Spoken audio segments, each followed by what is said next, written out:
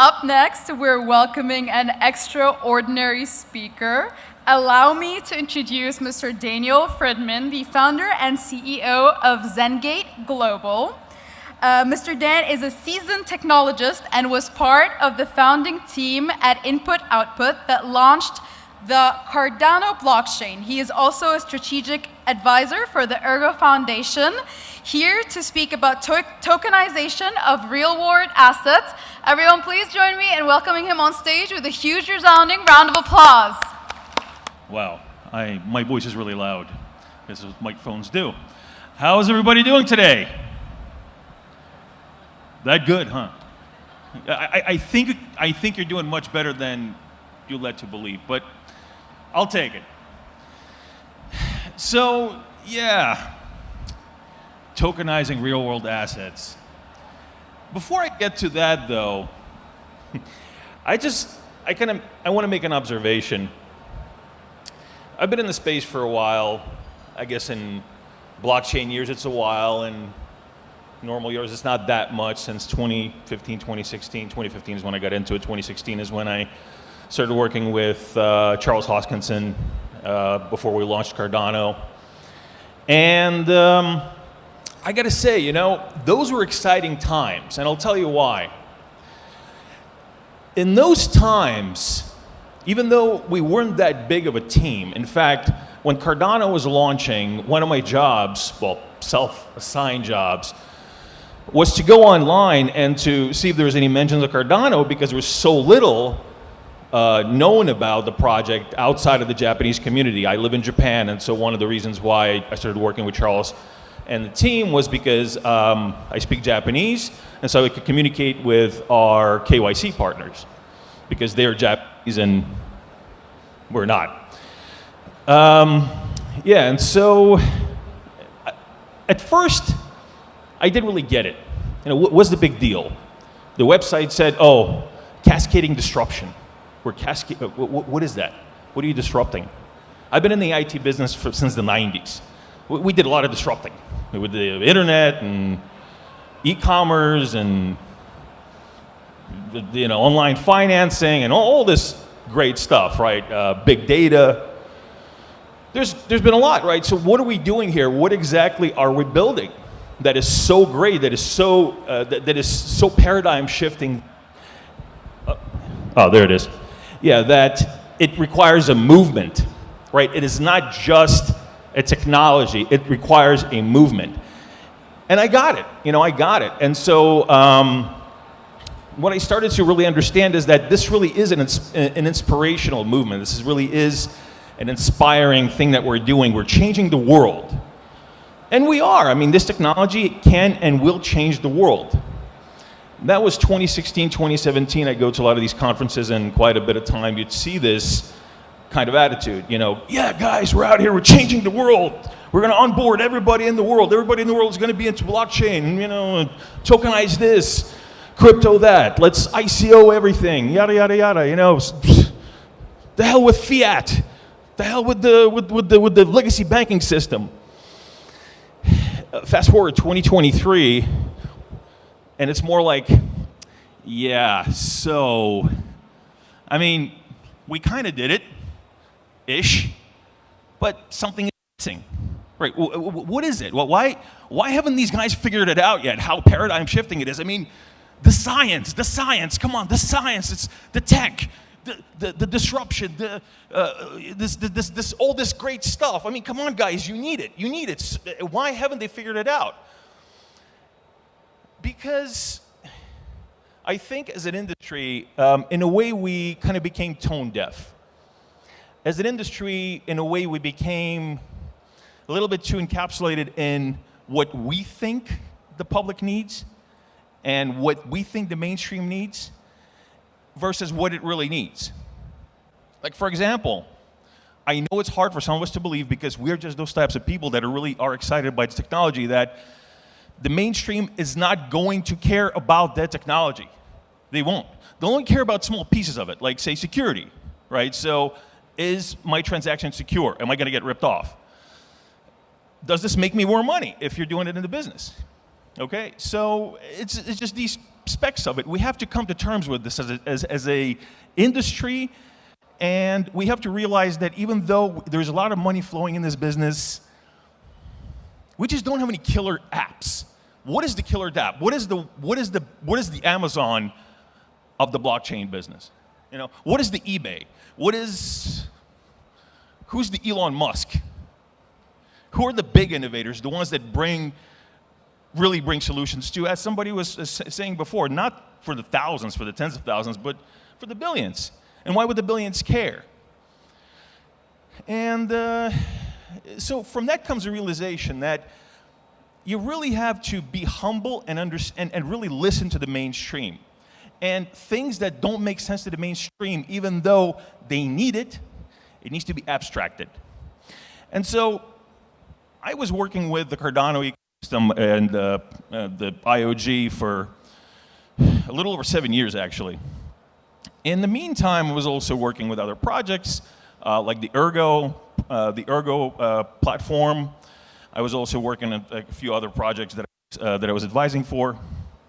And aside from that, my work at IOG really gave me the opportunity to work with emerging markets, because that's really where this technology can make the most sense. Because emerging markets, what they require is an opportunity to leapfrog. They don't have the ability to spend $1 billion on upgrading infrastructure. Somebody like Sri Lanka, for example, in a jurisdiction that I'm working in right now with my company ZenGate, that jurisdiction doesn't have $1 billion to spend in infrastructure. And they can't be expected to do that, because they will always be falling behind, because there's always somebody who's got more money, more means, better economy.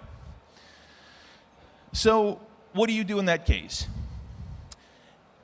I don't like to use the word leveling the playing field, because I mean, look, I grew up in the Soviet Union. Leveling the playing field sounds a little communist to me. It just does. You can't level it, because there's always going to be somebody who's going to say it's not level enough for me. So what do? You create what we call opportunity inclusion. And this is what the products of ZenGate do. So basically what we've come up with is a tokenized commodity trading platform. So which this platform specializes in tokenizing underserved commodities in emerging economies. Now, why is that? Why that particular field? It is my strong belief, from my experience in working within this industry for so long, that that is where the most impact is made.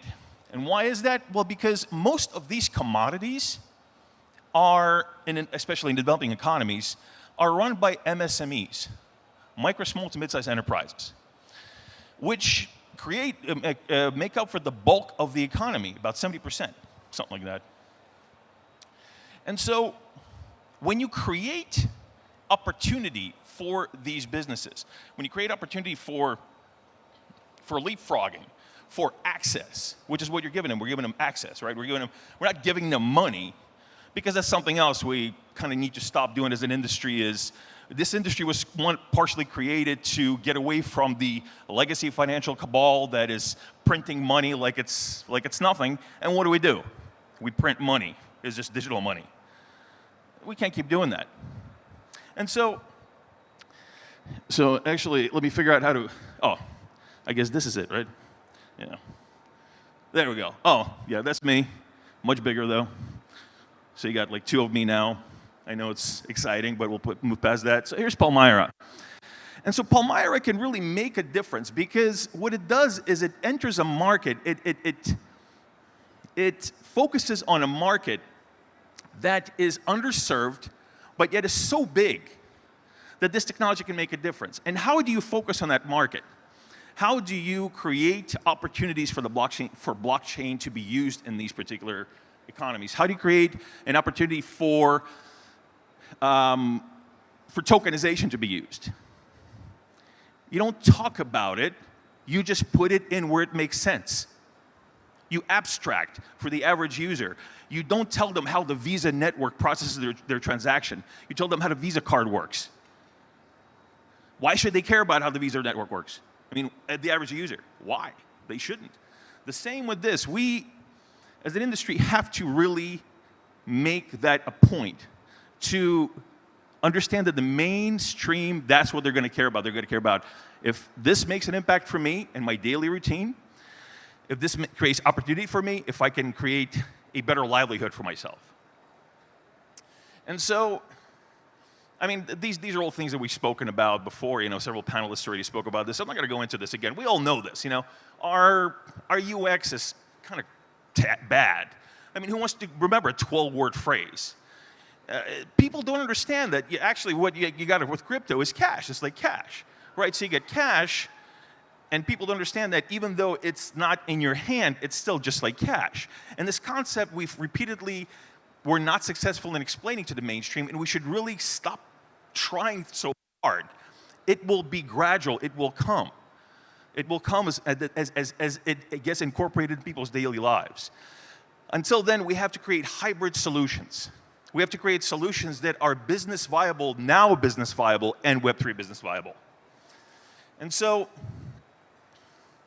what we did with Palmyra, and again, I know I'm kind of jumping back and forth a little bit with this, and I was going to focus more on Palmyra, but I just kind of felt like it's inspired to speak about what I'm speaking right now from listening to the other panelists, and just to my experience in this industry in general. What we did with Palmyra is we created a very intuitive, simple experience for somebody who doesn't need to have a large barrier of entry to get into and utilize the platform. A producer in Sri Lanka, a tea producer in Sri Lanka. They don't need to learn how to use a crypto wallet, how to utilize an NFT wallet. Right, it's all in here, okay? It's all in here. You make payments, you want to make payments with crypto, fine. If you don't, fine. You want bank transfer, fine. You want fiat, fine. Give them options. You give them options to utilize this technology or not. And so on top of that, what you need to actually create, when you create these economically mass adoption viable systems, you need to think about things like utility first. Right, the Web 2, the OG way of doing business, without the magic blockchain stuff. What is the utility of this thing? I mean, we're not sloshing liquidity back and forth with, selling crypto to buy NFTs, to sell NFTs to buy more crypto, back and forth, back and forth, back and forth, until you make enough crypto and then you cash out into fiat and you buy the Lambo. Even though I can't fit in the Lambo, so no Lambo for me. So that's what we did, and that is the way to do it. We did business, right? We made deals with logistics companies. We didn't offer them, hey, here's this cool blockchain solution. No. We went to the producer. We said, what is your problem? Logistics. We can't get our tea because the first commodity we onboarded is tea. We can't get our tea overseas because the logistics are screwed up. How do you do that? You do that with business development. You talk to the logistics companies. First, you workshop with your producers, your buyers. You understand what the problem is. You create a business viable solution. And then, if that business viable solution needs a Web3 solution, you plug that in. You don't start with Web3 and then build around that. That is an issue, and that is a problem, I think, that we're having as an industry. We start with Web3 and try to build, if you build it, they will come type of solutions around it. And from my experience, I just don't see that being business viable. So this is why we build this platform this way. We integrated traceability, where traceability makes sense. It's integrated within the tokenized asset, which is actually tokenized through NFTs. And the tokenizing these assets through NFTs creates the ability to embed traceability. So we did, right? It's not conjured up. It's something that they need. It's something that we workshop with them about, something that we ask them, do you need to know how your tea is processed? When your farmer is picking the tea, when it's being processed, it's being dried, it's being packaged, it's being sold.